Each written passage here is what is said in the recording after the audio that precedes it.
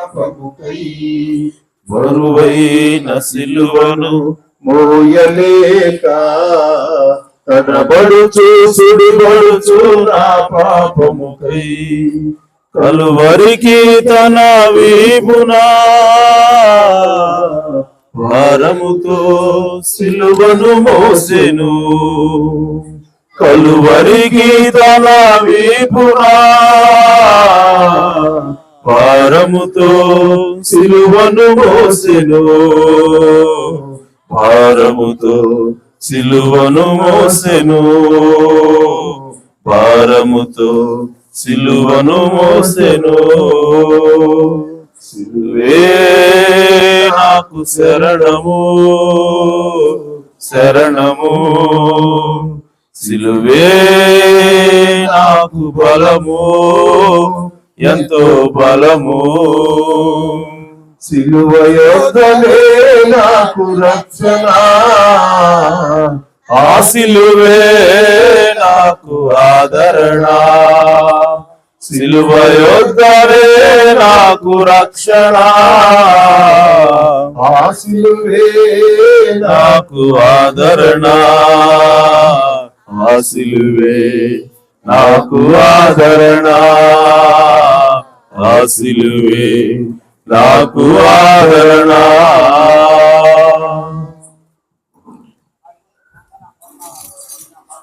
స్తోత్రం హల్లెలూయా.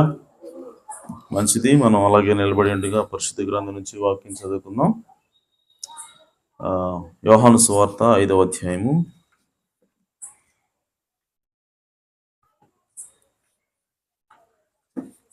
1 నుండి 9 వచనాలు చదువుకుందాం. యోహాను సువార్త 5వ అధ్యాయము 1 నుండి 9 వరకు. అటు తరువాత యూదుల పండుగ ఒకటి వచ్చెను కనుక యేసు యెరూషలేమునకు వెళ్ళెను. యెరూషలేములో గొర్రెల ద్వారము దగ్గర హెబ్రీ భాషలో బెతెస్దా అనబడిన ఒక కోనేరు కలదు. దానికి 5 మంటపములు కలవు.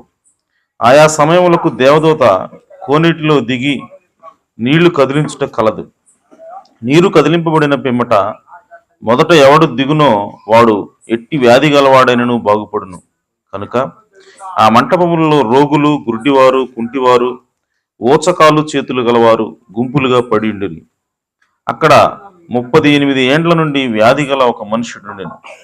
యేసు వాడు పడియుండుట చూచి వాడు అప్పటికి బహుకాలము నుండి ఆ స్థితిలో ఉన్నాడని ఎరిగి, స్వస్థపడగోరుచున్నావా అని వారిని అడుగగా, ఆ రోగి, అయ్యా, నీళ్లు కదిలించబడినప్పుడు నన్ను కోనేటిలోనికి దించుటకు నాకు ఎవడనూ లేడు గనుక నేను వచ్చినంతలో మరియొకడు నాకంటే ముందుగా దిగునని ఆయనకు ఉత్తరం ఇచ్చెను. యేసు, నీవు లేచి నీ పరుపెత్తుకొని నడుమని వానితో చెప్పగా వెంటనే వాడు స్వస్థత నుండి తన పరుపెత్తుకొని నడిచెను. దేవుడు తన పరిశుద్ధ వాక్యమునకు తన ఆశీస్సులు జోడ్చేను గాక. తలలోంచి చిన్న ప్రార్థన చేసుకుందాం. జీవం కలిగిన దేవా, మీ ఘననామ స్తుతులు స్తోత్రం చెల్లిస్తున్నాం తండ్రి. ఈ సాయంకాల సమయంలో చక్కని వాతావరణాన్ని మాకు ఇచ్చావు. మరొకసారి మీ వాక్యం చుట్టూ చేరి, మీ బల్ల చుట్టూ చేరి, అయా నా తండ్రి, మీ మాటలు వినడానికి మాకు అవకాశం ఇచ్చావు తండ్రి. అయా, మీ నామాన్ని బట్టి స్తుతిస్తున్నాం ప్రభువా. అయా, మరి చదువుకున్న వాక్య భాగం నుంచి మీరే మాట్లాడండి. ఇక నిలబడిన నేను కేవలం నిమిత్త మాత్రుని ప్రభువా.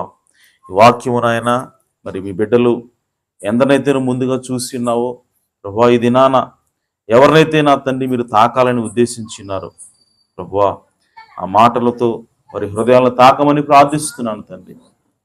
ప్రభువా, మరి ఎంతో ప్రయాసపడి ఇక్కడికి వచ్చి ప్రభువా మీ మాటలు వినాలని, అలాగే నా తండ్రి మీ నామాన్ని స్తుతించాలని, మిమ్మల్ని ఘనపరచాలని వచ్చినటువంటి మీ బిడ్డలందరినీ కూడా మీరు దీవించండి, ఆశీర్వదించండి.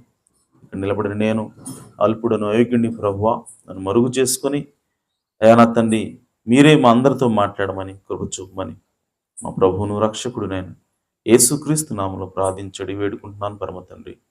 ఆమేన్. ఆమేన్. వచ్చేసి కూర్చోవచ్చు.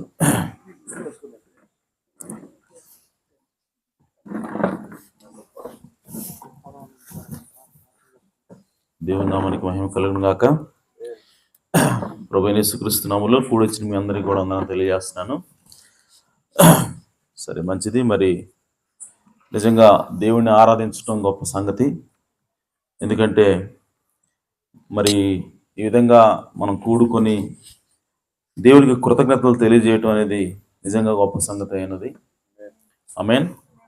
ఎందుకంటే మనము మన కృతజ్ఞతలకి, మన యొక్క మరి ప్రతి త్యాగానికి కూడా కేవలం యేసుక్రీస్తు మాత్రమే అర్హుడై ఉన్నాడు. హల్లెలూయా.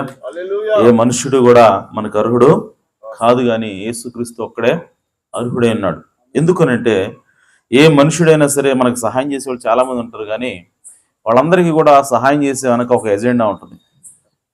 మనకు సహాయం చేస్తానంటే ఖచ్చితంగా ఒక స్వార్థం అనేది వాళ్ళ వెనకాల ఉంటుంది. లేదంటే వాళ్ళకి ఏదన్నా అవసరమయ్యి మనకి సహాయం చేస్తారు. కానీ ఏ సహాయాన్ని ఆయన కోరకుండా, ఎలాంటి స్వార్థం లేకుండా మనకి సహాయం చేసి మన కొరకు ప్రాణం పెట్టి మనం రక్షించినటువంటి ఏకైక వ్యక్తి యేసుక్రీస్తు మాత్రమే. హల్లెలూయా. కాబట్టి మనల్ని రక్షించడం కోసమే, మనల్ని ఈ శాపం నుండి విమోచించడం కోసమే వచ్చినటువంటి ఏకైక దేవుడు యేసుక్రీస్తు మాత్రమే. హల్లెలూయా. కాబట్టి ఆయన స్తుతులకు అర్హుడై ఉన్నాడు. ఆమేన్. సో ఆయన మాత్రమే ఘనతకు అర్హుడై ఉన్నాడు. సో కాబట్టి ఆయన మనం స్తుతింప బద్దులమై ఉన్నాం. కాబట్టి మిమ్మల్ని అందరూ కూడా దేవుడు దీవించును గాక. మరి అలాగే మరి అటువంటి దేవుణ్ణి ఆయన తరపున వాక్యం ప్రకటించడానికి, ఆయన తరపున నిలబడడానికి మన అందరికీ కూడా దేవుడు అవకాశం ఇచ్చాడు. హల్లెలూయా. సో యేసుక్రీస్తు తరపున మేము వస్తాము అని చెప్పి బైబిల్ మనం చూస్తే చాలా మంది మేము వస్తామని చెప్పి ఆయన వెంటబడ్డారు, కానీ ఆయన ఎవరికి అవకాశం ఇవ్వలేదు.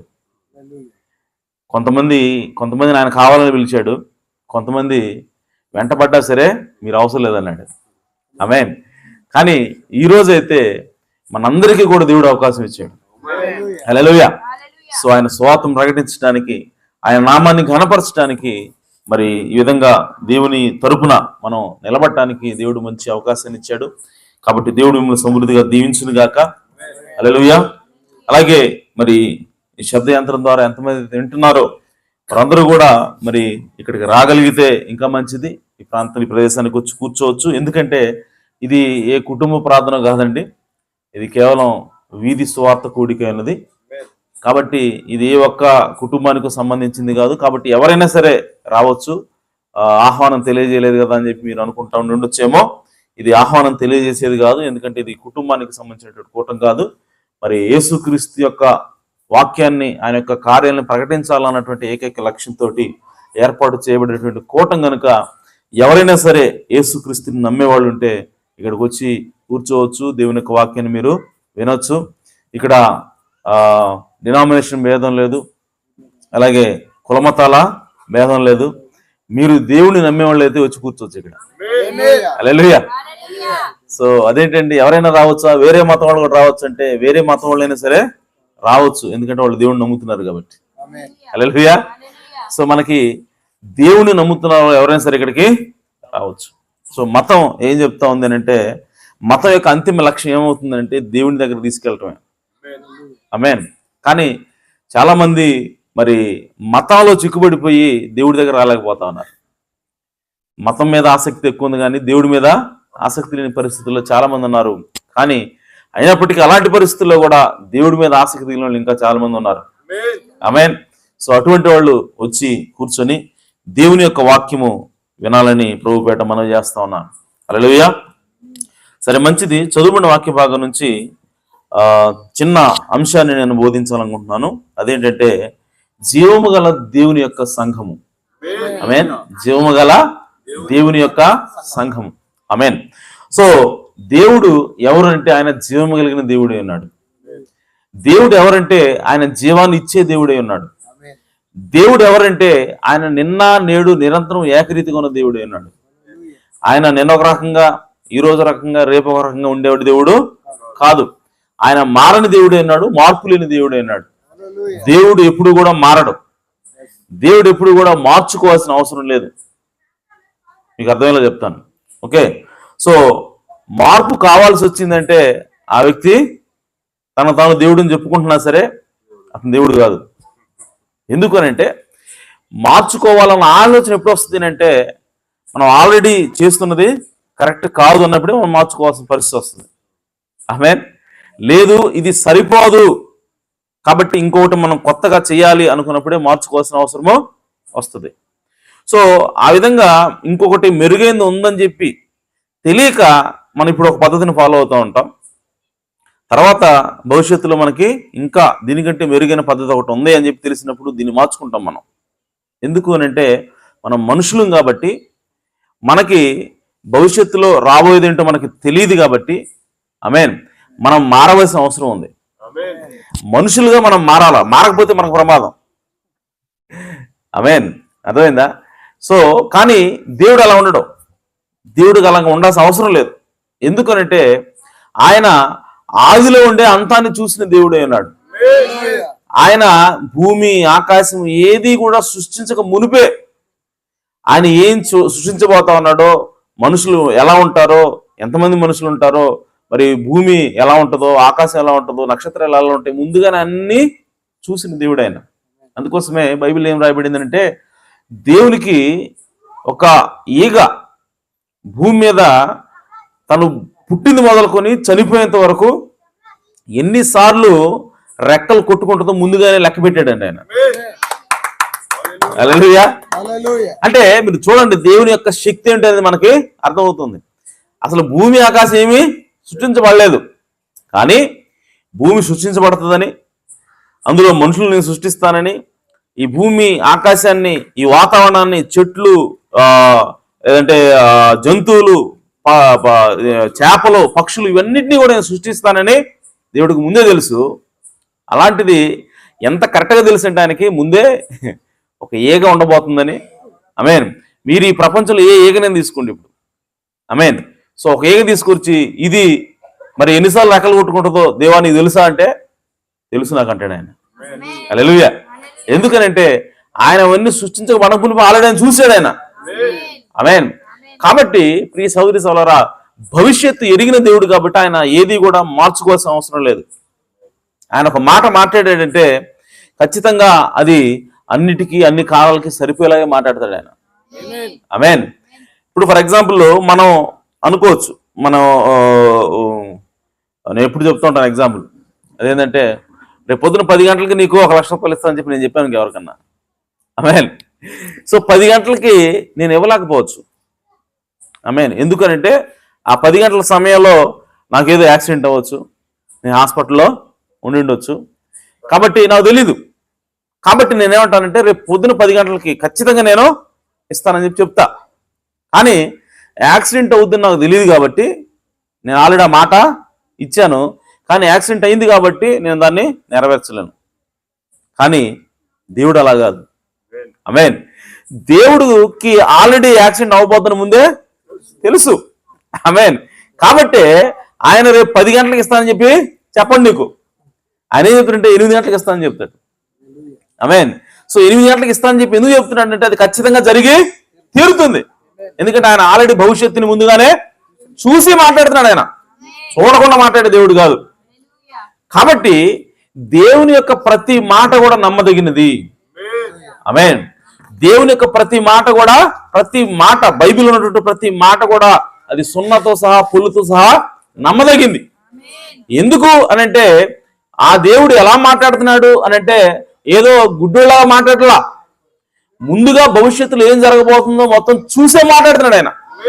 హల్లెలూయా. సో కాబట్టి ఆయన గనక ఇదిగో నేను మీ రోగాల్ని స్వస్థపరచు యెహోవాని అని చెప్పాడు అనుకుందాం.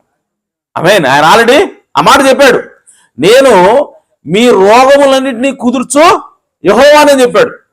మీ రోగాలు అన్ని అన్నాడు ఆయన, కొన్ని అంటలా. ఆమేన్.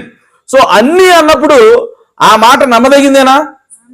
నమ్మదగిందే. ఎందుకు అని అంటే ప్రియ సహోదరి సహోదరులారా, భవిష్యత్తులో రాబోయేటువంటి అన్ని రోగాల్ని చూసిన తర్వాత మాట మాట్లాడుతున్నాడు ఆయన. ఆమేన్. అవునా? నిజమా? క్యాన్సర్ని చూసాడా? క్యాన్సర్ కూడా తగ్గిస్తాడు దేవుడు. ఎస్. ఎందుకంటే క్యాన్సర్ రాబోతుందని దేవుడికి ముందుగానే తెలుసు. హల్లెలూయా. అవునా? ఎయిడ్స్ కూడా తగ్గిస్తాడు దేవుడు. ఎస్. ఎయిడ్స్ కూడా రాబోతుంది దేవుడు ముందుగానే తెలుసు. తెలిసే మాట్లాడాడు ఆ మాట. అన్ని రోగాలని కుదిర్చే దేవుడిని నేను అని చెప్పాడు ఆయన. ఆమేన్. సో కరోనా కూడా తగ్గిస్తాడు దేవుడు. ఎస్, కరోనా కూడా తగ్గిస్తాడు. అన్ని రోగాలు అన్న మాటలో అన్ని పెట్టుకోవచ్చు. ఎందుకనంటే ఆయన భవిష్యత్తు చూసే మాట్లాడుతూ ఉన్నాడు. హల్లెలూయా. కాబట్టి ప్రియ సోదరి సోదరులారా, దేవుని మాట మీద మనము ఆనుకొని ఉండొచ్చు, దేవుని మాటను మనం పట్టుకొని ఉండొచ్చు. అది ఖచ్చితంగా జరిగి తీరుతుంది. ఎందుకనంటే ఆయన ఒక మాట మాట్లాడిన తర్వాత దాన్ని మార్చాల్సిన అవసరము లేదు. మనమైతే మార్చుకోవాలి. రేపు పొద్దున ఇస్తాను 10 గంటల కంటే తర్వాత వచ్చి కాదులేయా నాకు కుదరలేదు నేను ఎల్లుండి ఇస్తానని చెప్పి మనం మారుస్తాం. కానీ దేవుడికి మార్చాల్సిన అవసరం లేదు. ఆయన ముందుగానే చూసే మాట్లాడుతున్నాడు అన్ని. కాబట్టి బైబిల్లో ఉన్నటువంటి ప్రతి మాటను కూడా ఖచ్చితంగా 100% మనం నమ్మవచ్చు. హల్లెలూయా. అంత మాత్రమే కాదు ప్రియ సోదరి సోదరులారా, దేవుడు ఏం కోరుకుంటా ఉన్నాడంటే నా మాటను మీరు నమ్మాలని కోరుకుంటా ఉన్నాడు. దేవుడు ఈ బైబిల్ అంతా కూడా ఎవరికి రాశాడో తెలుసా? ఎవరి కోసం రాశాడో తెలుసా? నమ్మే వాళ్ళ కోసమే. ఆమేన్. ఎవరైతే దేవుని మాటను నమ్ముతారో వాళ్ళ కోసమే ఈ బైబిల్ ఉన్నది.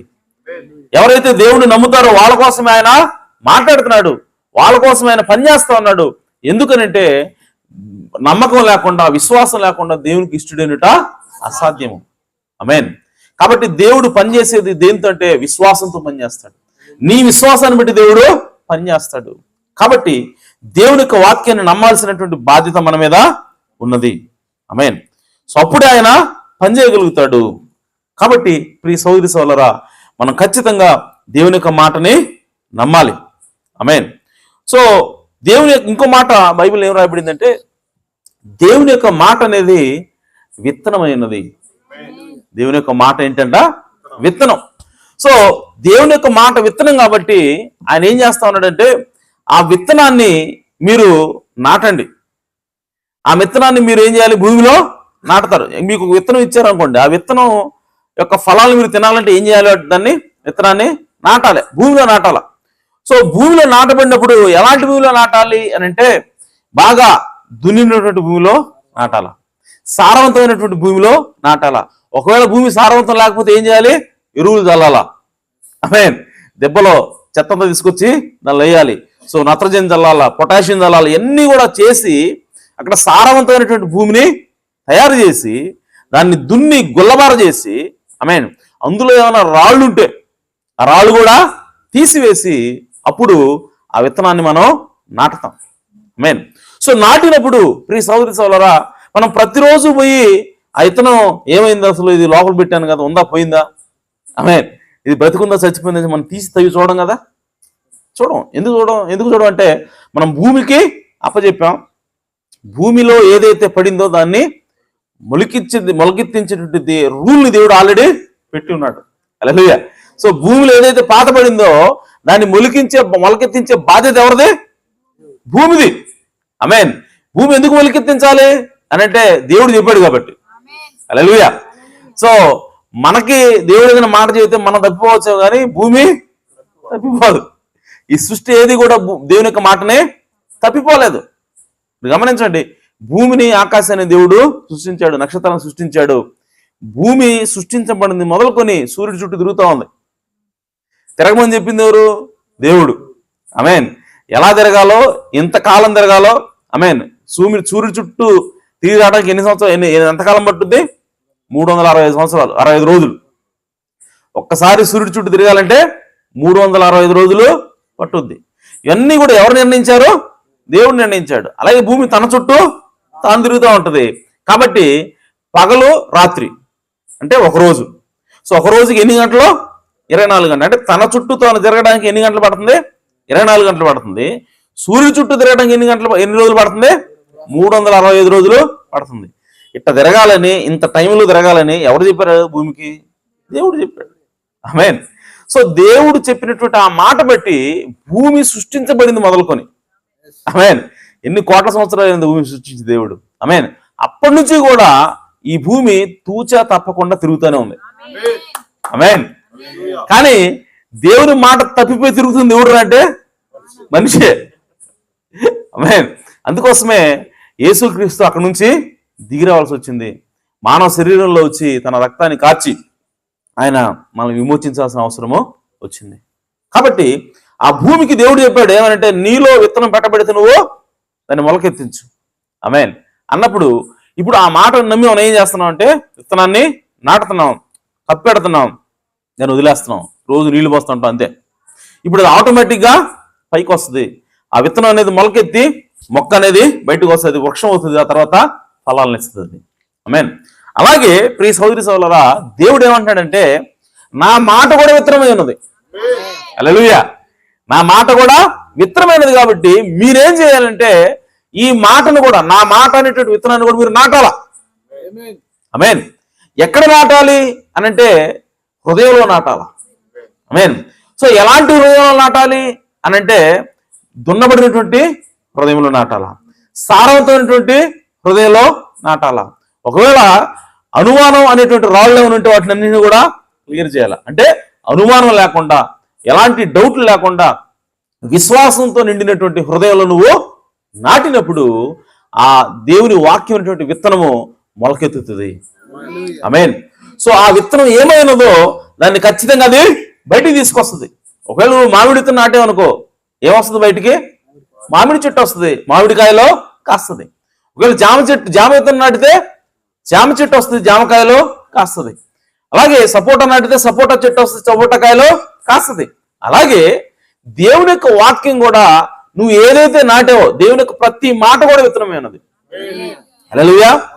సో దేవుని యొక్క మాట, మీరు నేను పొందిన దెబ్బల చేత మీరు స్వస్థత పొంది ఉన్నారు అన్న మాట ఒకటి ఉంది. సో దాన్ని తీసుకుని మనం హృదయంలో నాటాము, దాన్ని మనం నమ్ముతా ఉన్నాం. సో మన హృదయంలో దాన్ని పూడ్చిపెట్టినప్పుడు ప్రియ సహోదరి సహోదరులారా, ఆ మాట నీ జీవితంలో నెరవేరటం నువ్వు చూస్తావు. హల్లెలూయా. సో ఆ మాట ఏమైనదో అది ఖచ్చితంగా అది బయటకు వస్తుంది. అది మన జీవితంలో కార్యరూపం దాల్చడం మనము చూస్తాము. అయితే నేను చేయవలసింది ఏంటంటే దాన్ని ముందుగా మనము ఆ విత్తనాన్ని, ఆ వాక్యాన్ని తీసుకొచ్చి మన హృదయంలో నాటి దాన్ని మనం నమ్మి ప్రతిరోజు కూడా నీళ్లు పోస్తూ ఉండాలి. ఆమేన్.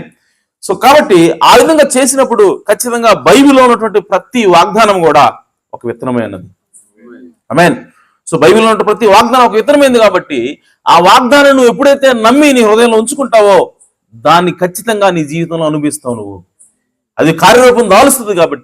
కాబట్టి మనం దేవుడు ఏమంటున్నాడంటే నా మాట విత్తనం కాబట్టి మీరు దాన్ని నమ్మండి, మీ హృదయంలో నాటుకోండి అని చెప్పి ఆయన మాట్లాడుతూ ఉన్నాడు.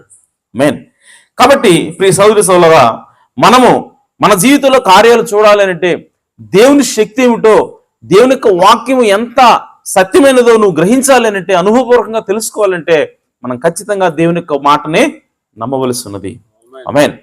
అయితే ఇక్కడ మనం చదువుకున్నటువంటి, నేను వాక్యంలోకి వెళ్తున్నాను సబ్జెక్టులోకి.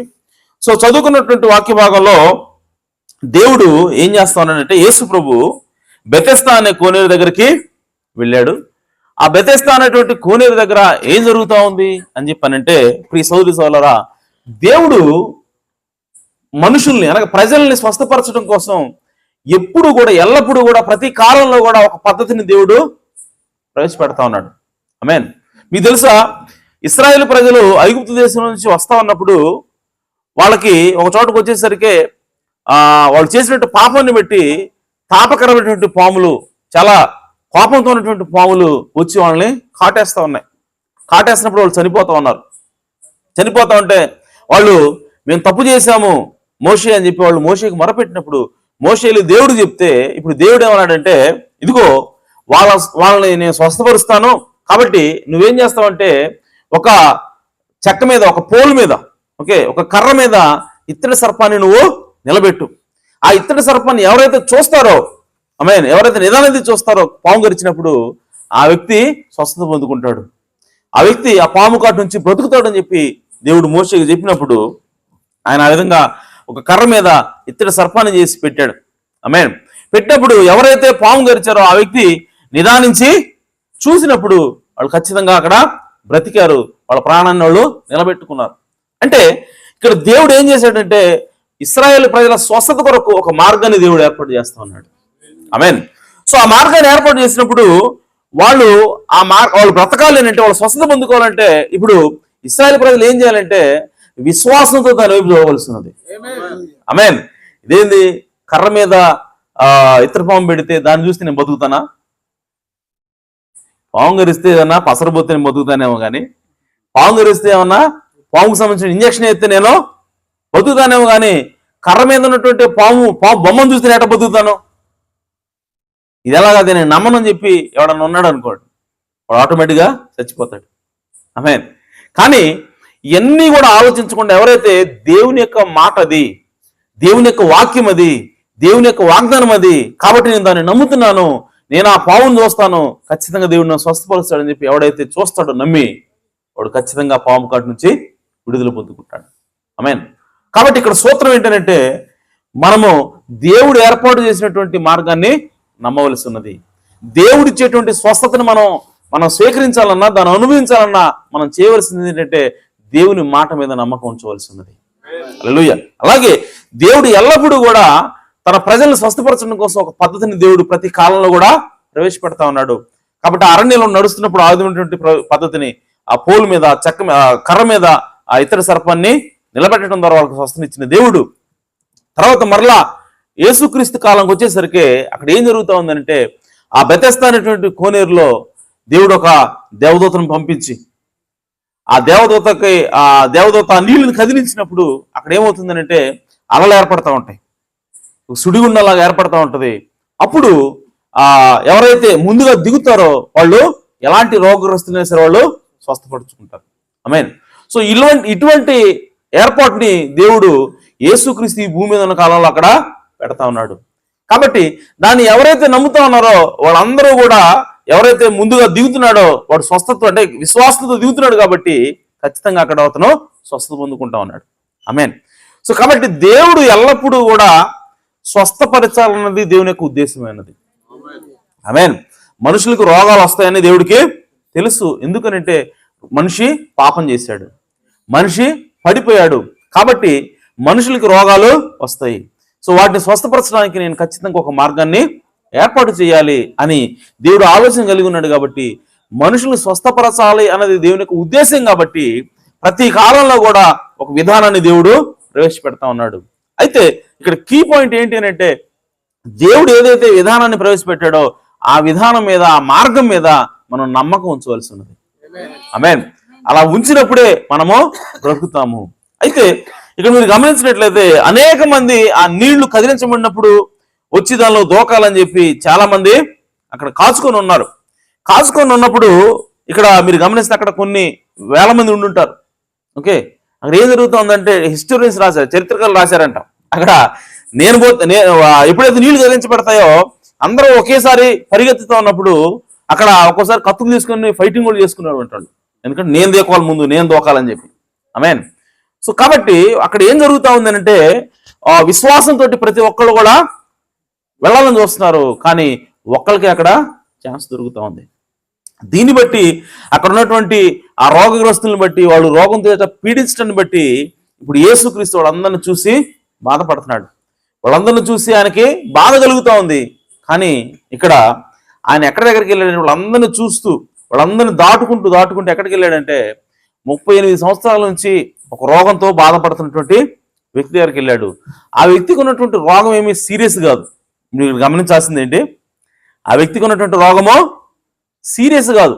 ఇమీడియట్గా అతను అది తగ్గకపోతే చచ్చిపోయేటువంటి పరిస్థితి ఏమీ లేదు. కానీ ఇక్కడ మీరు గమనిస్తే అక్కడ అనేక మంది రోగాలతో బాధపడుతూ ఉన్నారు. సీరియస్గా ఇప్పటికిప్పుడు వాళ్ళు స్వస్థపడకపోతే చచ్చిపోతారన్న స్థితిలో కూడా ఉండుంటారు.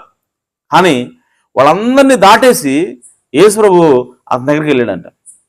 ఆమేన్. వెళ్ళి ఇప్పుడు ఆయన అడుగుతున్నాడు, అయ్యా నీవు స్వస్థపడగలుగుతున్నావా అని అడిగినప్పుడు, అవునయ్యా నేను స్వస్థపడగలుగుతున్నాను. ఎన్ని సంవత్సరాలు ట్రై చేస్తున్నాను? 38 సంవత్సరాల నుంచి ట్రై చేస్తున్నాను.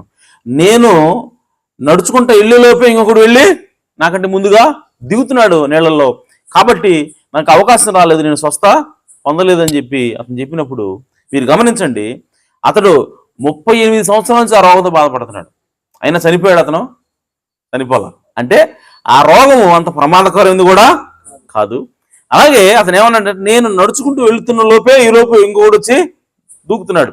అంటే అతను ఏమి మంచాన పడి ఉన్న రోగి కూడా కాదు. ఆమేన్. అతను నడుచుకుంటూ తను వెళ్ళగలుగుతున్నాడు. ఆమేన్. సో కాబట్టి అయినా సరే యేసుక్రీస్తు వీళ్ళందరినీ కూడా విడిచిపెట్టి అంత ప్రాముఖ్యంగా అంత సీరియస్గా లేనటువంటి ఆ రోగి దగ్గరికి ఎందుకు వెళ్ళాడు? ఆమేన్. వెళ్ళి ఆయన అన్నాడు, నువ్వు స్వస్థపరచగలుగుతున్నావు అంటే అవునయ్యా అని చెప్పి అన్నప్పుడు, అప్పుడు నీ పరుపెత్తుకుని నువ్వు నడువు అని చెప్పి అన్నప్పుడు అతను పరుపెత్తుకుని నడిచాడు, అతను స్వస్థ పొందుకొని వెళ్ళిపోయాడు. ఆమేన్. అయితే ఆ వ్యక్తిని దేవుడు ఎందుకు స్వస్థపరుస్తున్నాడంటే, తర్వాత క్వశ్చన్ అడిగారు, శాస్త్రుల పరిస్థితులు అడిగారు, ఎందుకు నువ్వు అతను స్వస్థపరిచావు దీని విశ్రాంతి దినానని చెప్పి అంటే, ఆయన అంటున్నాడు, నా తండ్రి ఏదైతే చూపిస్తాడో దాన్ని నేను చేస్తాను అన్నాడు. ఆమేన్. యేసుక్రీస్తుకి ప్రేమ లేదా? యేసుక్రీస్తుకి జాలి లేదా? వాళ్ళందరి మీద, మిగతా వాళ్ళందరి మీద జాలి ఉంది కదా.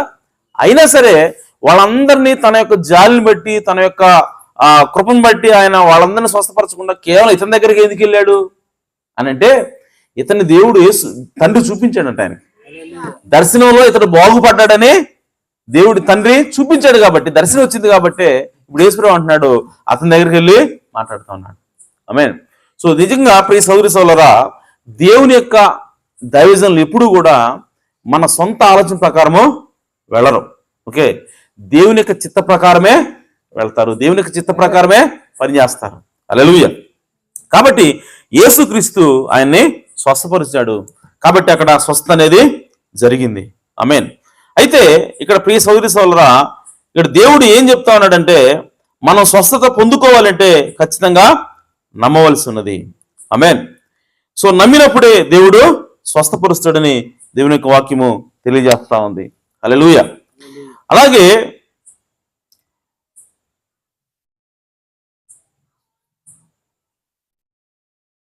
విశ్వాసం అనేది దేవుని యొక్క వాక్యం చెప్తా ఉంది, వినుట వలన విశ్వాసం కలుగుతుంది. మన స్వస్థత దేవుడు స్వస్థపరుస్తాడు. ఓకే, అయితే స్వస్థత రావాలంటే మనకి ఏం కావాలి? విశ్వాసం కావాలి. మరి విశ్వాసం ఎలా వస్తుంది అని చెప్పంటే, దేవుని యొక్క వాక్యం వినుట వలన విశ్వాసం కలుగుతుంది. ఆమేన్. సో కాబట్టి మనం ఖచ్చితంగా వాక్యం వినాలి.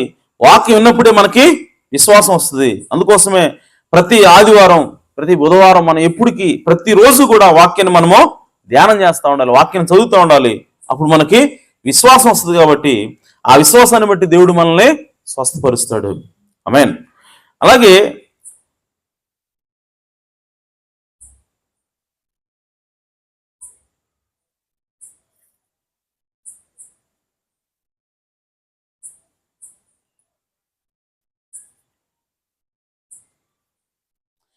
యేసు ప్రభు నేను స్వస్థపరచడం మాత్రమే కాదు, మీరు కూడా స్వస్థపరుస్తారు అని ఏమన్నాడు? నేను స్వస్థపరచడం కాదు, నేను గొప్ప కార్యాలు చేయటమే కాదు, మీరు కూడా చేస్తారన్నాడు ఆయన. హల్లెలూయా. కాబట్టి సంఘముగా మన బాధ్యత ఏమిటి అని అంటే, మనకిచ్చినటువంటి దేవుడు మనకిచ్చిన అధికారం ఏమిటి అని అంటే, మన ద్వారా కూడా దేవుడు అద్భుతాలు ఆశ్చర్యకార్యాలు చేస్తానన్నాడు. అందుకోసం మార్కు సువార్తలో ఆయన ఏమన్నాడంటే, నమ్మిన వారి వలన ఈ సూచక్రియలు కనబడును. ఆమేన్. ఏంటి ఆ సూచక్రియలు? ప్రతి ఆదివారం చర్చికి వెళ్తాడు. ఆమేన్. అంతేనా చెప్పింది? దశమభాగం కడతాడు. ఇదే సూచక్రియ, ఇదే సూచన. నువ్వు నమ్ముతున్నావు అనటానికి సూచన ఏంటి అని చెప్పాడు ఆయన. ప్రతి ఆదివారం చర్చికి వెళ్తే నువ్వు నమ్మినట్టు అని చెప్పాడా? చెప్పలేదు. బైబిల్ ఏం రాయబడిందంటే, నమ్మిన వారి వలన ఈ సూచక్రియలు కనబడదు. ఏంటి ఆ సూచక్రియలు అని అంటే, వాళ్ళు రోగుల మీద చేతులు ఉంచినప్పుడు రోగులు స్వస్థత పొందుకుంటారు, వాళ్ళు దెయ్యాలని వెళ్ళగొడతారు. ఆమేన్. విషకరమైన ఏది తాగినా కూడా వాళ్ళకి ఏ హాని జరగదు, పాముల్ని ఎత్తి పట్టుకుంటారు. ఇవన్నీ కూడా యేసు ప్రభు ఏమంటాడంటే, నమ్మిన వారి వల్ల జరుగుతాయి. హల్లెలూయా. అంటే సంఘంగా ఈరోజు మనం కూడా మన ద్వారా దేవుడు పనిచేయాలని ఆశ కలిగి ఉన్నాడు. కాబట్టి మనం ఆ కార్యాలు జరగాలంటే మనం ఏం చేయాలి? నమ్మవలసి ఉన్నది. హల్లెలూయా. సో యేసుక్రీస్తు చేయటం మాత్రమే కాదండి, యేసుక్రీస్తు అవి చేయడానికి నీకు నాకు అధికారం ఇస్తా ఉన్నాడు. ఆమేన్. సో కాబట్టి ప్రియ సోదరి సోదరులారా, ఈ భూమి మీద యేసుక్రీస్తు యొక్క శక్తిని బయలుపరిచేది ఎవరు అంటే, నీవు నేనై ఉన్నాము. ఆమేన్. సో ఈరోజు దేవుడు జీవం గల దేవుడే ఉన్నాడు. ఆ జీవం గలటువంటి దేవుని యొక్క సంఘం కూడా జీవం కలిగి ఉంటుంది. ఆమేన్. సో దేవుడు శక్తిమంతుడే అన్నాడు, అలాగే ఆ శక్తివంతమైనటువంటి దేవుడికి ఉన్నటువంటి సంఘం కూడా శక్తి కలిగి ఉంటుంది. ఆమేన్. కాబట్టి ఈరోజు ప్రియ సోదరి సోదరులారా, మన జీవితాల్లో అవి జరగాలంటే ఖచ్చితంగా మనం విశ్వసించవలసి ఉన్నది, మనం నమ్మవలసి ఉన్నదని దేవుని యొక్క వాక్యము తెలియజేస్తా ఉంది. ఆమేన్. ఒకసారి ఒక పాస్టర్ గారు ఉన్నాడు. ఆ పాస్టర్ గారి దగ్గరికి ఒక స్త్రీని తీసుకొని వచ్చారు. ఆ స్త్రీ ఎవరు అని అంటే, నైటింగేల్ అని మీకు ఐడియా ఉండి ఉంటుంది. నైటింగేల్ ఎవరు అని అంటే నర్సింగ్ చదివిన వాళ్ళకి ఐడియా ఉంటుంది. ఓకే, ఫ్లారెన్స్ నైటింగేల్ అంటారు ఆమెని. ఆమె ఇప్పుడు నర్సింగ్ కోర్స్ ఎవరైతే చదువుతున్నారో వాళ్ళందరికీ కూడా ఫౌండర్ ఆమె. ఆమెన్. సో నర్సింగ్ అనేటువంటి విద్యని స్థాపించింది ఎవరంటే Florence nightingale. Amen. So red cross అనేటువంటి సంస్థ ద్వారా ఆమె ఏం చేసిందంటే నర్సింగ్ యొక్క సేవలను ఆమె ప్రారంభించి నర్స్ అనేటువంటి ఒక జాబ్ని క్రియేట్ చేసింది ఆమె. ఆమెన్. సో యుద్ధ సమయాల్లో ఆ గాయపడినటువంటి ఆ యుద్ధ సైనికుల్ని తీసుకొచ్చి వాళ్ళకి పరామర్శ చేయటం, వాళ్ళకి ఫస్ట్ ఎయిడ్ చేయటం, ఇవన్నీ కూడా చేయటం ద్వారా ఆమె నర్సింగ్ని ఆమె స్థాపించింది. ఆమె పేరు ఫ్లారెన్స్ నైటింగేల్.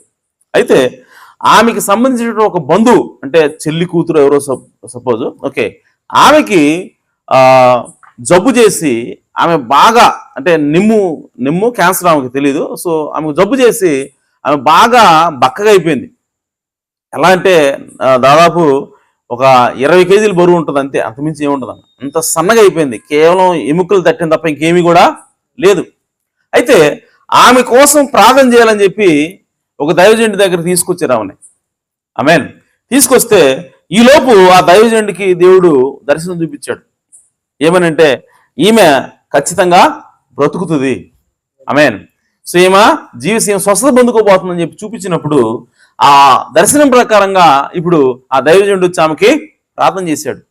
సో ఆమెని ఎలా తీసుకొచ్చారంటే ఫ్లైట్లో తీసుకొచ్చారు, విమానం వేసుకొని ప్రత్యేకంగా ఆమెని తీసుకొని వచ్చి ఆ దైవజనుడితో ప్రార్థన చేసినప్పుడు ఆ దర్శనాన్ని బట్టి ఆ దైవజనుడు ప్రార్థన చేసినప్పుడు ఆ నైటింగేల్ అనేటువంటి వ్యక్తి స్వస్థత పొందింది. ఆ తర్వాత ఆమె ఇంటికి వెళ్ళిన తర్వాత ఆమె తినడం ప్రారంభించింది. తిని ఆమె బరువు పెరుగుతూ ఉంది. ఆమెకున్నటువంటి ఆ రోగం అంతా కూడా పూర్తిగా తగ్గిపోయింది. ఆ తర్వాత మరలా ఆమె ఫోటోలు పంపించారంటే ఆయనకి. ఆమెన్. పంపించినప్పుడు బాగా మరి బరువు పెరిగి బాగా లావు అయిపోయి ఆరోగ్యవంతురాలుగా ఆమె కనబడతా ఉంది. ఆ విధంగా దేవుడు ఏం చేశాడంటే ఆ దర్శనాన్ని బట్టి ఆ దైవజనుడు చేసిన ప్రార్థన బట్టి అక్కడ స్వస్థత కార్యాన్ని జరిగించాడు. హల్లెలూయా. అలాగే ఒకరోజు ఆయనకి ఒక దర్శనం వచ్చింది. మిల్టన్ అనేటువంటి ఒక ఊర్లో ఒక గొర్రె చిక్కుబడి ఉంది. ఆ గొర్రె ఏమని అరుస్తూ ఉందంటే మిల్టౌన్ అరుస్తూ ఉందంట. ఆయనకు దర్శనం వచ్చింది. ఆ దర్శనంలో మిల్టౌన్ అనే అరుస్తూ ఉంది. అరుస్తున్నప్పుడు ఏంటి ఈ దర్శనం అని చెప్పి ఆయనకి అర్థం కాలేదు. అసలు మిల్టౌన్ అరవటం ఏంటి, మిల్టౌన్ అంటే ఏంటి, అసలు అది ఎక్కడుంది, అది ఒక ప్రాంతమా లేదా ఒక వ్యక్తి పేరా ఆయనకి తెలియలే.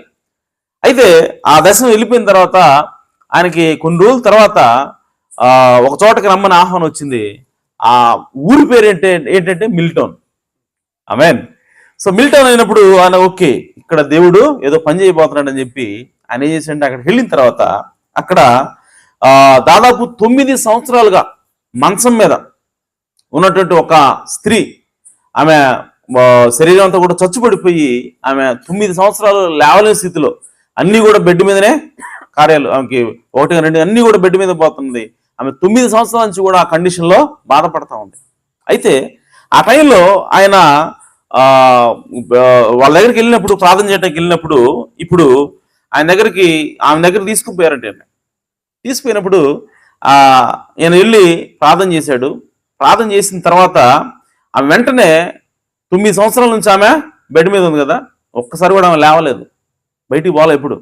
కానీ ఈయన ఎప్పుడైతే ప్రార్థన చేసి బయటకు వచ్చాడో ఇదేమైందంటే ఆమె ఆ దిగ్గున లేచిపోయి పియానో వాయిస్తూ ఉందంట.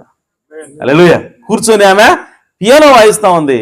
అందరూ ఆ ఇంట్లో వాళ్ళు అప్పుడు ఆ టైంలో లేరు, ఈయన ఒక్కడే వెళ్ళాడు. యాక్చువల్గా ఎవరు లేరు అక్కడ, ఈయన ఒక్కడే వెళ్ళాడు. వెళ్ళిన తర్వాత ఆయన ప్రార్థన చేసి వెళ్ళిపోయాడు. ఎందుకంటే దేవుడు చెప్పాడు ఆయనకి, ఇదిగో పలానా చోట ఉంటుందామో నువ్వు వెళ్ళి ప్రార్థన చేయనప్పుడు ఆయన ప్రార్థన చేశాడు, వెళ్ళిపోయాడు.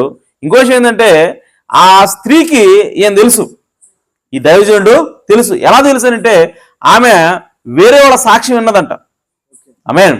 సో పలానా దైవజనుడు ఉన్నాడు, ఆయన ప్రార్థన చేసినప్పుడు ఇదిగో నాకు ఈ విధంగా ఎన్నో సంవత్సరాల నుంచి రోగం ఉంది, అది తగ్గిపోయింది అని చెప్పి ఒక సాక్ష్యం చెబితే ఆ సాక్ష్యం ఆమె విని ఆయన పేరు ఆమెకి తెలుసు. ఆ వ్యక్తి ఎవరో తెలియదు కానీ ఆయన పేరు మాత్రమో తెలుసు. సో కాబట్టి ఆయన ఆ దేవుడికి అప్పటి నుంచి ప్రార్థన చేసుకుంటుందంట. ఇదిగో పలానా వ్యక్తి నా దగ్గరకు వచ్చి ప్రార్థన చేస్తే నాకు తగ్గిపోద్ది అని చెప్పి ఆమె ప్రార్థన చేసుకుంటా ఉంటే ఆ ప్రార్థన దేవుడు విని ఆమేన్ ఆయనకి దర్శనం ఇచ్చాడు నేను గురించి. హల్లెలూయా. సో ఆ దర్శనం ప్రకారంగా ఆయన వెళ్ళాడు. అక్కడికి వెళ్ళిన తర్వాత నేను పలానా వ్యక్తినమ్మని చెప్పినప్పుడు, అయ్యా మీకోసం నేను విన్నాను, సో కాబట్టి నాకు ప్రార్థన నేను ఆమె చెప్పినప్పుడు ఈయన ప్రార్థన చేశాడు, ఆమె బాగుపడింది, ఈయన వెళ్ళిపోయాడు. వెళ్ళిపోయిన తర్వాత ఈమెం చేస్తా ఉందంటే అక్కడికి వెళ్ళి హాల్లో కూర్చొని పియానో వాయిస్తా ఉంది. ఈలోపు వాళ్ళకి సంబంధించినటువంటి వాళ్ళ అమ్మ ఇంట్లోకి వచ్చిందంట. ఆమెన్. ఎవరు ఇంత పియానో ఎవరు వాయిస్తున్నారు చెప్పి లోపలికి చూస్తే ఆమె షాక్. 9 సంవత్సరాల నుంచి బెడ్ మీద పడిపోయినటువంటి ఆమె ఒకసారిగా లేచి ఆ పియానో వాయిస్తున్నప్పుడు ఆమె ఆశ్చర్యపోయింది. దానికి కారణం ఏంటంటే ఆమె సంపూర్ణంగా స్వస్థత పొందుకుంది. ఆమెన్. సో దానికి కారణం ఏంటంటే దేవుడు స్వస్థపరిచే దేవుడే అన్నాడు ఇప్పటికీ కూడా. ఆమెన్. దేవుడు అద్భుతాలు చేసే దేవుడే అన్నాడు, ఆశ్చర్యకార్యాలు చేసే దేవుడే అన్నాడు. ఆమెన్. కాబట్టి ప్రియ సహోదరి సోదరులారా, ఇప్పుడు ఆ దేవుడు 2000 సంవత్సరాల క్రితం ఈ భూమి మీద ఉన్నప్పుడు ఆయన అటువంటి కార్యాలు చేశాడు. అలాగే ఇప్పుడు నేను చెప్పినటువంటి దైవజనుడు ఇప్పుడు చేసినట్టు ఒక 50 సంవత్సరాల క్రితం సంగతి అని చెబుతుంది. ఆమెన్. ఇవన్నీ కూడా అమెరికాలో జరిగాయి. అయితే ఇప్పుడు 50 సంవత్సరాల క్రితం చేసినటువంటి అద్భుతాలు చేసినటువంటి దేవుడు ఇప్పుడు కూడా ఉన్నాడు. ఆయన ఇప్పుడు కూడా ఇక్కడ కూడా ఆయన చేయగల సమర్థుడై ఉన్నాడు. ఆమెన్. అయితే నేను చేయవలసింది ఏంటంటే ఆయన వాక్యాన్ని నమ్మవలసి ఉన్నది, ఆయన మాటలు మనం నమ్మవలసి ఉన్నది. నువ్వు నమ్మినప్పుడు ఖచ్చితంగా అవే కార్యాలు ఇప్పుడు కూడా చేయడానికి ఆయన సిద్ధంగా ఉన్నాడు. ఆమెన్. కాబట్టి ప్రియ సహోదరి సహోదరులారా, మనం దేవుని యొక్క వాక్యాన్ని నమ్ముదాం. నమ్మినప్పుడు ఖచ్చితంగా అద్భుతాలు ఆశ్చర్యకార్యాలను దేవుడు చేయడానికి సిద్ధంగా ఉన్నాడు. ఆమెన్. ఆయన శక్తిని నువ్వు చూడడానికి ఇష్టపడుతున్నావా? ఇప్పుడు కూడా ఆయన చేయడానికి సిద్ధంగా ఉన్నాడు. ఆయన శక్తిని మనకు చూపించడానికి ఆయన సిద్ధంగా ఉన్నాడు. కాబట్టి మనం నమ్మవలసి ఉన్నది, నమ్మాలని దేవుడు కోరుకుంటా ఉన్నాడు. ఆమెన్. నమ్మకం పోతే ఆయన ఏ కార్యం కూడా చేయడండి. ఆమెన్. ఒకసారి ఒక పాప చనిపోయింది యేసుప్రభు కాలంలో. చనిపోయినప్పుడు ఆయన వెళ్ళాడు ఆమె దగ్గరికి. వెళ్ళేసరికి అందరూ కూడా ఏడుస్తూ ఉన్నారు. గొల్లున ఏడుస్తూ ఉంటే వాళ్ళందరూ ఆయన ఆయన ఏమన్నాడంటే, అమ్మా ఎందుకు మీరు ఏడుస్తున్నారు? ఆ పాప చనిపోలేదు, నిద్రపోతుందని చెప్పాడు ఆయన. ఆమెన్.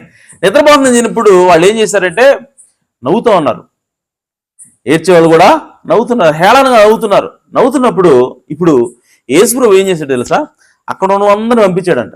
బైబిల్ మీకు చదవండి కావాలంటే. అక్కడ ఏముంటుందంటే అక్కడ ఉన్న వాళ్ళందరినీ పంపించి 3 మాత్రం వేసిపోయాడంట ఆయనతో పాటు. ఆమెన్. ఎవరిని? పేతుర్ని, యోహాన్ని, యాకోబుని, ఈ 3 తీసుకుపోయాడు. ఆ 3 సమక్షంలో ఇప్పుడు అతనికి ఆ పాప దగ్గరికి వెళ్ళాడు ఆయన. వెళ్ళి ఇప్పుడు చిన్నదానా లెమ్ము అని చెప్పినప్పుడు ఆమె దిగ్గులు లేచి కూర్చుంది. ఆమెన్. ఎందుకు వాళ్ళందరినీ పంపిస్తున్నాడు యేసుప్రభు? కేవలం 3 మాత్రం ఎందుకు తీసుకెళ్తున్నాడు అని అంటే, ఎవరైతే అవిశ్వాసంతో ఉంటారో, ఎవరైతే నమ్మకుండా ఉంటారో వాళ్ళందరికీ దూరంగా మనం ఉండాలి. ఆమేన్. సో యేసుప్రభు కార్యాలు చేయాలంటే ఎవరి మధ్యలో దేవుడు కార్యాలు చేస్తాడు? నమ్మే వాళ్ళ మధ్యలో దేవుడు కార్యాలు చేస్తాడు. హల్లెలూయా. నమ్మని వాళ్ళ మధ్యలో చేయొచ్చు కదా ఆయన, మరి నమ్మే వాళ్ళ మధ్యలో ఎందుకు చేస్తున్నాడు అని అంటే యేసుప్రభు ఆ విధానాన్ని కలిగి ఉన్నాడు. నమ్మే వాళ్ళంటే ఆయనకి ఇష్టము. నమ్మే వాళ్ళ మధ్యలో ఆయన కార్యాలు చేయగలడు. ఈరోజు నీ జీవితంలో నా జీవితంలో కార్యాలు జరగాలంటే మనం కూడా ఖచ్చితంగా నమ్మవలసి ఉన్నది. ఆమేన్. ఆయన ఒకరోజు సొంత ప్రాంతానికి వెళ్ళాడు. ఆయన యేసుప్రభు ఆయన పుట్టి పెరిగిన ప్రాంతానికి వెళ్ళినప్పుడు ఆయన బైబిల్ రాయబడింది, వారి యొక్క అవిశ్వాసాన్ని బట్టి ఆయన అనేక కార్యాలు చేయలేకపోయాడంట. ఏమని రాయబడింది? అనేక కార్యాలు, అనేక అద్భుతాలు చెయ్యలేకపోయాడు. ఎవరు? మనిషి కాదండి, దేవుడు. హల్లెలూయా. యేసుప్రభు దేవుడు అయినాడు. ఆ దేవుడు ఎక్కువ కార్యాలు చేయలేకపోయాడంట. ఎందుని బట్టి అంటే అవిశ్వాసాన్ని బట్టి. ఆమేన్. కాబట్టి ప్రియ సహోదరి సహోదరులారా, దేవుడు కార్యం చేయాలంటే ఖచ్చితంగా మనం విశ్వసించవలసి ఉన్నది, ఖచ్చితంగా మనం నమ్మవలసి ఉన్నది. నమ్మితేనే దేవుడు చేస్తాడు. కాబట్టి మనకు స్వస్థత కావాలంటే నువ్వు నమ్మవలసి ఉన్నది, నీకు రక్షణ కావాలంటే నువ్వు నమ్మవలసి ఉన్నది. దేవుని యొక్క మాట విత్తనమై ఉన్నది. ఆ విత్తనాన్ని మన హృదయంలో విశ్వాసంతో నాటినప్పుడు ఖచ్చితంగా అది తిరిగి మొలకెత్తుతుంది. ఆమేన్. సో ఒక మంచి విత్తనాన్ని ఒక మంచి భూమిలో నాటినప్పుడు అది ఎంత ఖచ్చితంగా తిరిగి మొలకెత్తుతుందో అంతకంటే ఎక్కువ ఖచ్చితత్వంతో దేవుని యొక్క వాక్యాన్ని మన హృదయంలో నాటినప్పుడు, దాన్ని విశ్వసించినప్పుడు అది ఖచ్చితంగా జరిగి తీరుతుంది. హల్లెలూయా. కాబట్టి ఎలాంటి రోగం వచ్చినా సరే, ఎలాంటి కష్టమైన పరిస్థితి వచ్చినా సరే మనం భయపడాల్సిన అవసరం లేదు. దేవుని మాటను తీసుకుని ముందుకెళ్దాం. ఆమేన్. సో ఆ విధంగా ముందుకెళ్ళినప్పుడు, విశ్వసించినప్పుడు దేవుడు ఖచ్చితంగా రంగం మీదకి వస్తాడు. మనకు సహాయం చేయడానికి ఆయన ఎప్పుడు కూడా సిద్ధంగా ఉన్నాడు. ఆమేన్. సో కాబట్టి దేవుడు మాత్రమే చేయటం కాదు, కానీ దేవుడు అంటున్నాడు నాకంటే ఎక్కువ కార్యాలు మీరు చేస్తా అన్నాడు. ఆమేన్. ఏమన్నాడు యేసు ప్రభు? నాకంటే ఎక్కువ కార్యాలు మీరు చేస్తా అన్నాడు. ఆమేన్. సో కాబట్టి ప్రియ సహోదరి సహోదరులారా, యేసుక్రీస్తు చేసిన కార్యాల కంటే మనం ఎక్కువ కార్యాలు చేయాలి. అదేంది గొప్ప కార్యాలు అంటే? బైబిల్ ఏముందంటే గొప్ప కార్యాలు చేస్తారన్నాడు. యేసు ప్రభు ఏం రాశారు తెలుగులో? గొప్ప కార్యాలు చేస్తారు. గొప్ప కార్యాలు యేసు ప్రభు కంటే మనం గొప్ప కార్యాలు చేయలేం. యేసు ప్రభు ఆల్రెడీ చేసినవన్నీ కూడా గొప్ప. చనిపోయినోడిని లేపాడు, అంతకంటే మనం గొప్ప ఏం చేయగలం? కుంటోడిని నడిపించాడు, అంతకంటే గొప్పది ఏం చేయగలం? ఆమేన్. సో ఒక రొట్టెని విరిచి వడ్డించినప్పుడు అది 5,000 మందికి ఆహారం. 5 రొట్టెలే అవి, కానీ విరుస్తున్నప్పుడు మళ్ళా పెరుగుతుందంట. యేసు ఏం చేశాడు? రొట్టెని సృష్టించాడు. హల్లెలూయా. సో ఆల్రెడీ ఉడికిన రొట్టెని ఆయన సృష్టిస్తా ఉన్నాడు. ఒక మొక్క తుంచాడు, అక్కడ పెడుతున్నాడు. ఈ లోపు మళ్ళీ తీసుకునే లోపు ఇంకొక మొక్క పెరుగుతుంది, అక్కడ మళ్ళీ చూస్తున్నాడు, అక్కడ పెడుతున్నాడు, మళ్ళీ ఇంకొక మొక్క పెరుగుతూ ఉంది ఆయన చేతిలో. ఓకే. సో దానికంటే గొప్ప మనం ఏం చేయగలం? గొప్ప చేయటం అంటే ఆయన ఉద్దేశం ఏంటంటే నాకంటే ఎక్కువ కార్యాలు చేస్తారని అర్థం. హల్లెలూయా. కాబట్టి యేసుక్రీస్తు ఒక వ్యక్తిని లేపితే చనిపోయినండి, మనం అంతకంటే ఎక్కువ మంది లేపగలం. హల్లెలూయా. యేసుక్రీస్తు ఒక ఇద్దరిని కుంటోళ్ళు బాగు చేస్తే మనం 100ల సంఖ్యలో బాగు చేయగలం. ఆమేన్. సో కాబట్టి యేసు ప్రభువు ఏమంటాడంటే నాకంటే మీరు ఎక్కువ కార్యాలు చేస్తారు. ఎందుకు అని అంటే, నేను చనిపోయి పాతిపెట్టబడి తిరిగి మరలా లేచి నేను మీ యొద్దకి వస్తాను కాబట్టి, ఇప్పుడు నేను మీలో ఉంటాను కాబట్టి మీరు నాకంటే ఎక్కువ కార్యాలు చేస్తారు. ఎందుకంటే యేసుక్రీస్తు ఒక్కడే, మనమైతే చాలా మంది ఉన్నాం. హల్లెలూయా. అందుకోసమే యేసుక్రీస్తు కంటే ఎక్కువ కార్యాలు సంఘము చేస్తుంది. కాబట్టి ప్రియ సహోదరి సహోదరులారా, మనకు అనుమానం అవసరం లేదు, మనకు దిగులు అవసరం లేదు. దేవుడు నన్ను స్వస్థపరుస్తాడా, ఈ రోగం నుంచి దేవుడు నన్ను విడుదల చేయగలుగుతాడా అని నీకు అనుమానమో అక్కర్లేదు. ఆ అనుమానాన్ని తీసివేసి దాని స్థానంలో నమ్మినప్పుడు ఖచ్చితంగా దేవుడు మనల్ని స్వస్థపరుస్తాడు. అలాగే ఆ మార్కు సువార్త 16వ అధ్యాయంలో చెప్పినటువంటి ఆశ్చర్యకార్యాలు, అద్భుతాలు మన జీవితంలో సంఘం ద్వారా దేవుడు చేయగలుగుతాడు. ఆమేన్. కాబట్టి ప్రియ సహోదరి సహోదరులారా, మనం దేవుని యొక్క వాక్యాన్ని నమ్ముదాం. ఆ నమ్మిన దాని ప్రకారంగా దేవుడు మనల్ని స్వస్థపరచడానికి, మన జీవితంలో అద్భుతాలు ఆశ్చర్యకార్యాలు చేయడానికి దేవుడు ఎల్లప్పుడూ కూడా సిద్ధంగా ఉన్నాడు. ఆయన మాట సత్యమైనది, ఆయన వాక్యం నిజమైనది, ఆయన మాట నమ్మదగిందై ఉన్నది. ప్రతి మనుషుడి మాట అబద్ధం, నా మాట సత్యం అన్నాడు. ఎందుకనంటే ఆయన భవిష్యత్తును చూసి మాట్లాడుతున్నాడు. అదే మనుషుడైతే భవిష్యత్తు తెలియక మాట్లాడతాడు, కానీ దేవుడు అలా మాట్లాడు. ఆయన ఆల్రెడీ ఆది నుంచి అంతవరకు చూసే ఆయన మాట్లాడుతూ ఉన్నాడు. కాబట్టి ఆయన మాటను మనం ఖచ్చితంగా నమ్మొచ్చు. దాని ప్రకారం జీవించినప్పుడు ఖచ్చితంగా ఆ మాట ఏదైతే చెప్పాడో దాని ప్రకారం చేయడానికి ఆయన సమర్థుడైనాడు. కాబట్టి ఆ విధంగా వాక్యాన్ని నమ్ముదాం, దేవుని యొక్క ఆశీర్వాదాన్ని మనం పొందుదాం. దేవుడు మిమ్మల్ని సమృద్ధిగా దీవించును గాక. ఆమేన్. ఈ సమయంలో సాంగ్లు సమయం తీసుకుంటారు.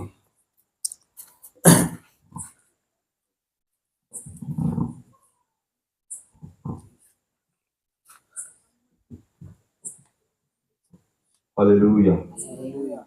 నిజముగా మనం నమ్మినప్పుడు దేవుడు ఖచ్చితంగా కార్యం చేస్తాడు. హల్లెలూయా. హల్లెలూయా. సరే, మంచిది. ఈ సమయంలో మనందరం కూడా లేచి నిలబడినట్లయితే హల్లెలూయా. స్తోత్రములు స్తోత్రములు స్తోత్రములు స్తోత్రములు ప్రభువా.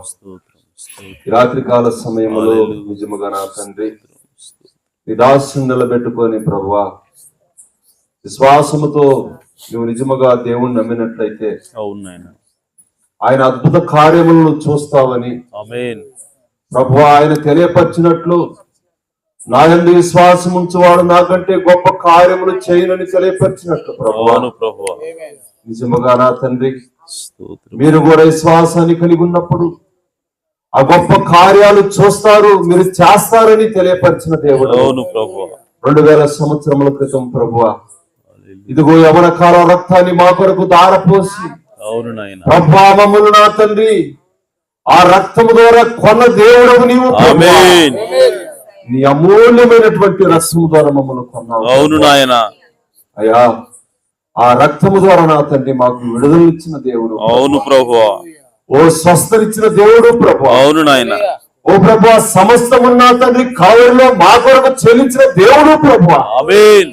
నిజముగా ఆ బెతస్దా కోనేటి దగ్గర 38 సంవత్సరంలోనే రోగి పడి ఉన్నప్పుడు ప్రభు, అవును నాయన, ఇదిగో నా తండ్రి ఆ రోగి కొరకు నువ్వు వచ్చి ప్రభు ఆ రోగితో నువ్వు మాట్లాడావు ప్రభు.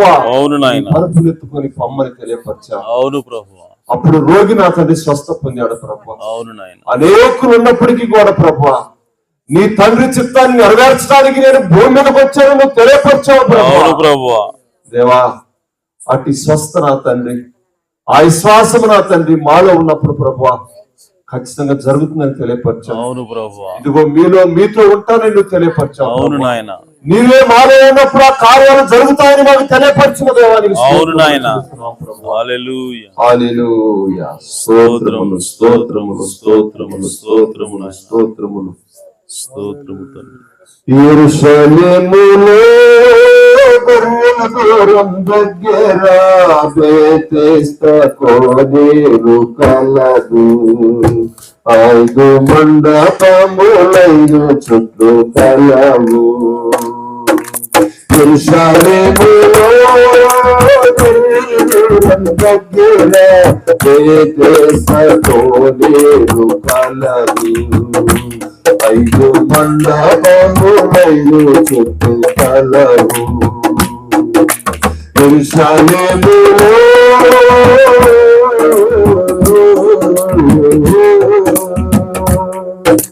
కుంటివారు వృద్ధివారు మోక్షాలు చేతులు కలవారు.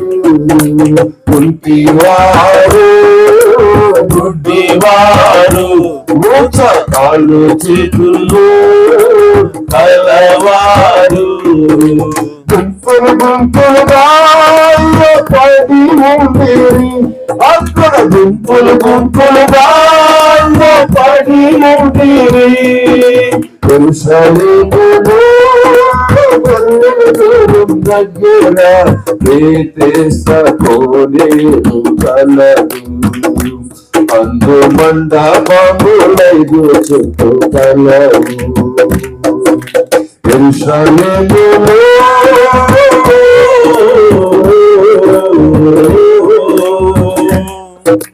దేవదూత దిగువన నీళ్లు కదులును. ఆ నీళ్లు కదులు వేళలో స్వస్థత పొందును. దేవదూత దిగువన నీళ్లు కదులును. ఆ నీళ్లు కదులు వేళలో స్వస్థత పొందును. ఏ రోజు ముందు గీతున ఆరోగ్య బాగు పడును. ఏ రోజు ముందు గీతున ఆరోగ్య బాగు పడును.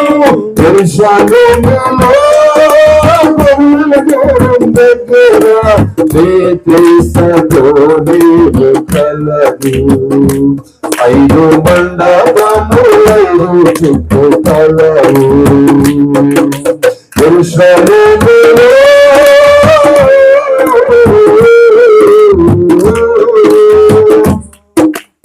18 ఏండ్ల నుండి రోగి వస్తాడు. స్వస్థత నొందలేక పడి ఉండెను. 38 ఏండ్ల నుండి రోగి వస్తాడు. స్వస్థత నొందలేక పడి ఉండెను. యేసు వచ్చి వారిని యేసు వచ్చి వారిని ముట్టి స్వస్థతనిచ్చెను. అయ్యో, యేసు వచ్చి వారిని ముట్టి స్వస్థతనిచ్చెను. యెరూషలేములో గొర్రెల దూరం దగ్గర బేతెస్దా కోనేరు కలదు. 5 మండపములైదు చుట్టూ కలవు. యెరూషలేములో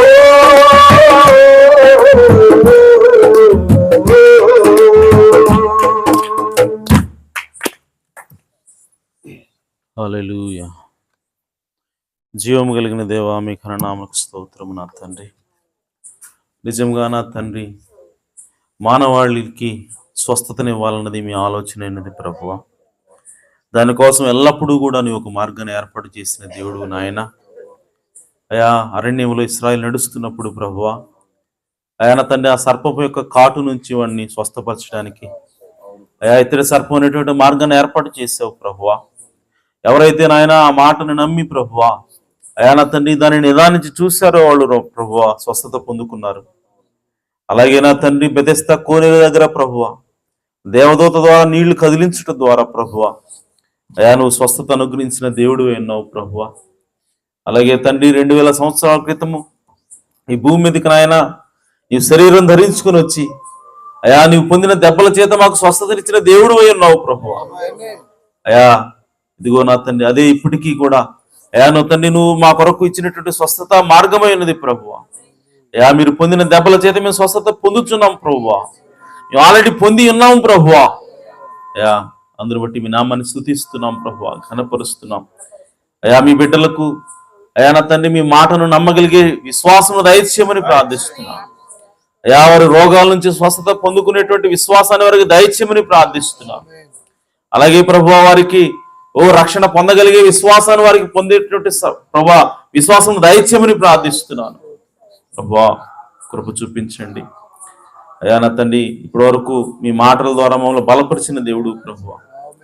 నేను చేయటం మాత్రమే కాదు, మీరు కూడా ఆశ్చర్య కార్యాలు అద్భుత కార్యాలు చేస్తారని వాగ్దానం చేశారు ప్రభువా. నాకంటే మీరు ఎక్కువ చేస్తారని చెప్పినావు ప్రభువా. నమ్మిన వారి వల్ల సూచక్రియలు కనబడను, వారు పాములను ఎత్తి పట్టుకుంటారు, రోగుల మీద చేతులు ఉంచినప్పుడు రోగులు స్వస్థత పొందుకుంటారు ప్రభువా. విషకరమైనది ఏది తాగిన వారికి హాని జరగదని ప్రభువా, దెయ్యాలను వెళ్ళగొడతారని అయ్యా మాకు నాయన అంత గొప్ప అధికారాన్ని ఇచ్చిన దేవా మీకు స్తోత్రం ప్రభువా. అయా విశ్వాసంతో మేము అడుగు ముందుకేయాలని, అయా విశ్వాసం లేకుండా మీకు ఇష్టం అసాధ్యమని మాతో మాట్లాడవు ప్రభువా. అయా ఆ విశ్వాసం నాకు దయచేయమని ప్రార్థిస్తున్నాను. అయా నా తండ్రి సడలనేటువంటి విశ్వాసం ప్రభువా, అయా స్థిరమైనటువంటి విశ్వాసాన్ని మాకు దయచేయమని ప్రార్థిస్తున్నాను ప్రభువా. మీ మాట సత్యమైనది నాయన, మీ మాట నిజమైనది ప్రభువా. అయా మీ మాట మాత్రమే నిజమైనది ప్రభువా. ప్రతి మనుషుడి మాట అబద్ధము, మీ మాట మాత్రమే సత్యమైనది ప్రభువా. ఆ విశ్వాసంతో బైబిల్లో ఉన్నటువంటి ప్రతి వాగ్దానం కూడా అది మాదైనది ప్రభువా. బైబిల్లో ఉన్నటువంటి ప్రతి ప్రభా లేఖనం అది మాకు ఇవ్వబడి ఉంది ప్రభువా. విశ్వాసంతో మేము దాన్ని పొందుకోవడానికి, విశ్వాసంతో దాన్ని మేము స్వతంత్రించుకోవడానికి మాకు సహాయం చేయండి ప్రభువా. ఈ సమయంలో ప్రభువా ఇక్కడ నా తండ్రి ఎవరైనా సరే ప్రభువా రోగంతో బాధపడుతున్నట్లయితే అయా మీరు అనుగ్రహించేటువంటి ఆ స్వస్థతను వారికి దయచేయమని ప్రార్థిస్తున్నాను. అయా సాతానుడికి ఎంత మాత్రం కూడా మా మీద అధికారం లేదు ప్రభువా. అయా నా తండ్రి సాతాను యొక్క అధికారాన్ని నువ్వు కలవరిలో కొట్టివేసావు ప్రభువా. అయా నా తండ్రి సాతానుడి మీద నువ్వు విజయాన్ని పొంది ఉన్నావు ప్రభువా. అంత మాత్రమే కాదు, ఆ విజయాన్ని నువ్వు మాకు ఇచ్చి ఉన్నావు ప్రభువా. కనుక సాతానా రోగాన్ని కలుగు చేసినటువంటి సాతానా యేసుక్రీస్తు నామములో వెళ్ళిపోమని ఆజ్ఞాపిస్తున్నాను. ఇక్కడ ఉన్నటువంటి రోగులు ఎవరైనా అవుతాయంటే ప్రభువా వారు విడుదల పొందుకొనుడు గాక ప్రభువా. అయా వారు స్వస్థత పొందుకొందురు గాక ప్రభువా. తద్వారా మీ నామాన్ని మహింపరచుకోమని ప్రార్థిస్తున్నాను ప్రభువా. అయా ఇదిగో నా తండ్రి ఈ భూమి మీద నా తండ్రి అయా మీ బిడ్డమైనటువంటి మాకు నాయన నీవు అధికారం ఇచ్చి ఉన్నావు ప్రభువా. అయా నువ్వు శక్తిని ఇచ్చి ఉన్నావు ప్రభువా. ప్రతి రోగము కూడా ఒక దురాత్మ అయినది ప్రభువా. అయా నా తండ్రి ఆ దురాత్మలను పారదోలడానికి మాకు శక్తినిచ్చిన దేవా మీకు స్తోత్రం ప్రభువా. అయా ఆ వాగ్దానాన్ని మీ విశ్వాసంతో పట్టుకొని ప్రభువా అయా ముందుకు వెళ్ళి ప్రభువా మా కుటుంబ సభ్యుల యొక్క అయా రోగాల నుంచి ప్రభువా వారు విడుదల పొందుకునడానికి సహాయం చేయండి ప్రభువా. ఒకవేళ నాయన ఎవరైనా సరే ఆ కుటుంబాల్లో ప్రభువా రక్షణ లేకుండా ఉన్నట్లయితే ప్రభువా అయా వారి రక్షణ కొరకు కూడా మీ విశ్వాసం కలిగి ఉంటున్నాం ప్రభువా. ఆ విశ్వాసం ముందుకు వెళ్ళి ప్రభువా అయా అతని మా కుటుంబీకులను రక్షించుకునే భాగ్యాన్ని మాకు దయచేయండి ప్రభువా. అయా దయచూపమని అయా సహాయం చేయమని ప్రార్థిస్తున్నాను. చేరి వచ్చిన ప్రతి ఒక్కరిని కూడా మీరు దీవించండి, ఆశీర్వదించండి. అయా మీ విశ్వాసం వారికి దయచేయమని ప్రార్థిస్తూ ప్రభువా మరి ఈ సమయంలో నా తండ్రి ఈ కూటాన్ని అయా ప్రభా ఈ విధంగా ఏర్పాటు చేయడానికి సహకరించినటువంటి అయా ప్రతి కుమారుని కూడా ప్రతి కుమార్తెని కూడా మీరు దీవించండి, ఆశీర్వదించమని మా ప్రభువును రక్షకుడు నేను యేసుక్రీస్తు నామములో ప్రార్థించండి వేడుకుంటున్నాం పరమ తండ్రి, ఆమేన్. మన ప్రభు అయిన యేసుక్రీస్తు వారి కృపా సమాధానంలో సకల పరిస్థితులకు కూడిన మనందరకు సదాకాలం తోడిండును గాక. ఆమేన్. పూట ముగించబడింది. అందరికీ వందనాలు.